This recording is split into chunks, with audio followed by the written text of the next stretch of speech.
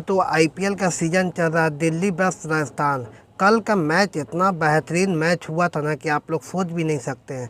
एकदम राजस्थान के तरफ से रियान पराग ने इतना बेहतरीन बेहतरीन शॉट खेला ना, पूरा अपने टीम के लिए सबसे ज़्यादा स्कोर बनाया प्लस कल का मैच में, ठीक ना। उसके बाद 185 रन बने, ठीक ना। और सबसे ज़्यादा रन बात किया जाए तो राजस्थान रॉयल्स में से सिर्फ एक ही बैट्समैन का था, रियान पराग का, ठीक ना। 185 में 5 विकेट था।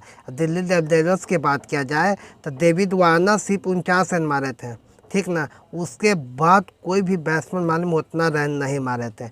ऐसे तो मारे थे तीतन सिर्फ 44 रन, ठीक ना। और उसके बाद सब फीका फीका रह गया। मिचेल मार्श भी नहीं चल पाए, रिकी भुई तो 0 पर आउट हो गया। उसके बाद 173 रन मारे, सिर्फ 173 रन, 5 विकेट। और उधर से विकेट की बात किया जाए, नील वैगनर, ठीक ना।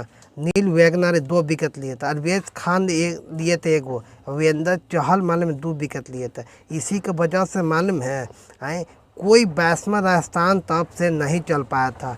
जायसवाल को देखा जाए तो सिर्फ 5 रन, बटलर के देखा जाए तो सिर्फ 11 रन, सैमसन के देखा जाए तो सिर्फ 15 रन, रविचंद्रन अश्विन के देखा जाए तो 29 रन। बताइए ऐसे कभी जीत बहुत ही बन पाएगा?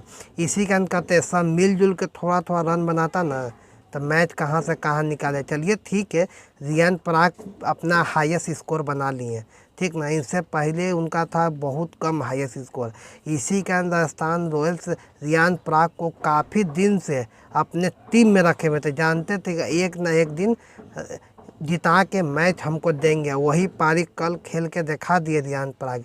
इसी को कहते हैं कोई भी खिलाड़ी पे इन्वेस्ट करना चाहिए तो भरपूर इन्वेस्ट करना चाहिए। और नंबर 4 पर आके 84 रन मारना बहुत टफ की बात है। आप क्या सोचते हैं हमें कमेंट में राय दीजिएगा। जय हिंद।